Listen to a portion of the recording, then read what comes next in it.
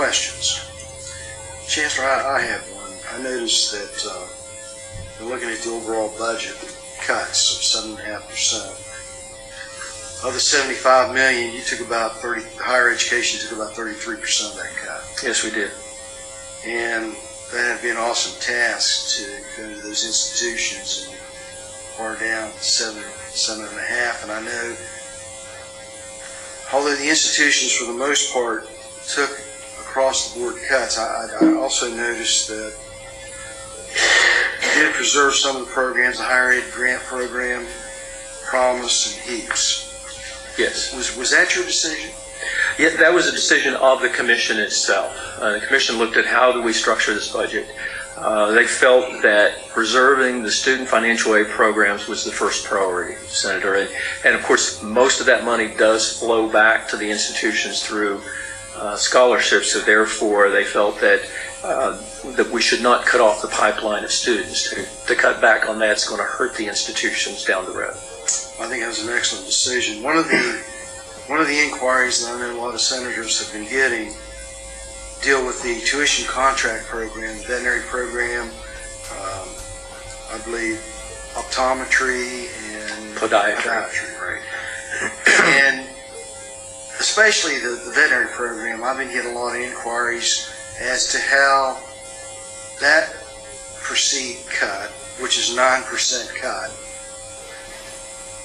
will wash out pertaining to students that are in the program. Now, you got about 50 students in the program right now. That's correct. And that's sort of contracted through the Southern Regional Education Board.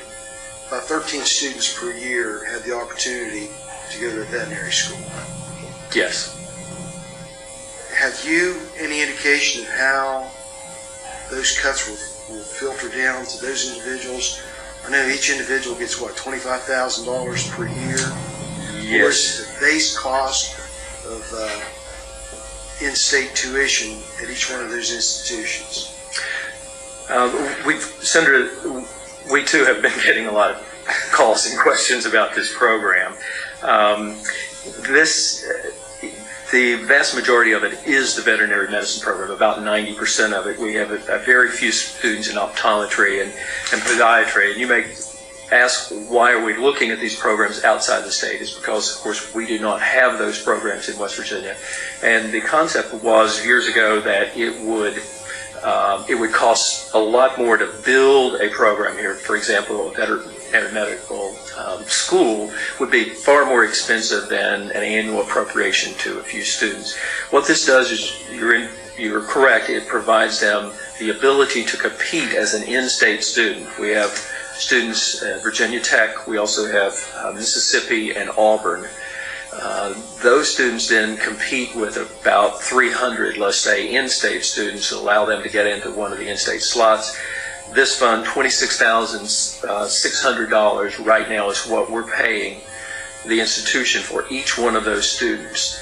Regardless of the in-state tuition at each one. Right, the in-state tuition is different? The in-state tuition is probably double that, roughly. So we're paying for about half the freight. So we're not paying the total amount of in-state tuition? Okay. No, we're not paying. We were paying the total amount that a student would pay beyond that with the out-of-state tuition. Now, the student will pay only the in-state rate, but that in-state rate's about $40,000. So the state of West Virginia provides about half of that, $26,000, goes into that institution. And currently, you're correct, we have about 50 students in those slots. Now, the students who are in there, we have cohorts moving through. We do have about 10 to 15, or you said 13, that's probably very accurate, of those slots that would open up because students graduate out and we have new slots open up. So the question would be how we deal with the budget cut. We have two scenarios. The first, and our preference, is to simply reduce that $26,000 down to something like $22,000 to go ahead and pay part of the student's tuition. We've talked to several of the students, and that's their preference because it's the slot that they really want. That gets them in, that gets them competing on a much smaller scale than they would have to otherwise. the funding, if it's off a few $1,000s, is not a concern of them. It's having that slot.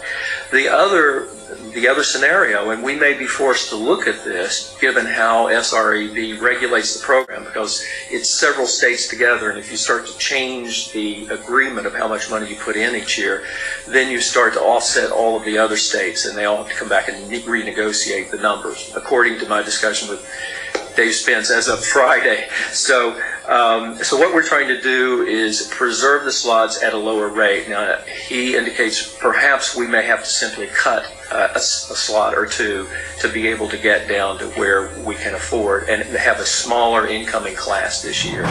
Is there any, the students that are already in the programs, is there any contract with those students that we will give them $26,600 per year? Or Not to my knowledge. In fact, we don't have direct contact with the students. Okay. They apply through WVU. That is, they get a basic certification that they've met the residency requirement.